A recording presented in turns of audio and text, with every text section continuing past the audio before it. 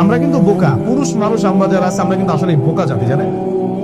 আমি আমার বয়স অনেক কম যদিও আপনাদের চাইতে, তবে আমি কিছু বিষয় ফিল করেছি আমার লাইফে, যেটা আমি মনে করি আলহামদুলিল্লাহ আল্লাহ পাক আমাকে নিয়ামত দিয়েছে। যেটা আমি ফিল করেছি আমার লাইফে, যে মানুষের আল্লাহ ছাড়া আপন বলতে কেউ নাই, এটা আমি ফিল করেছি।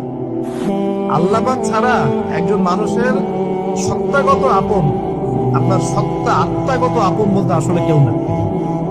যারা আছে আমাদের আশপাশে সবাই সবার স্বার্থে থাকে, সবাই সবার প্রয়োজনে থাকে। প্রয়োজন শেষ হলে আপনাকে চিনবেও না নাকি। আপনি আমি যখন ইন্তেকাল করবো এমন হবে 40 দিন পর কেউ আমাদের কবর জিয়ারত করবে কিনা সন্দেহ আছে। এগুলো বাস্তবতা। আর আমরা বোকা কেন জানেন? আমরা এই দুনিয়ার মানুষদের স্বার্থেই, আমার আশপাশের মানুষগুলোর স্বার্থেই সারা জীবন আল্লাহর বিরুদ্ধে চলি, আরাম খাই, সুদ খাই, ঘুষ খাই, দুর্নীতি করে ওদের মুখে হাসি করে বলছে। যে মানুষগুলো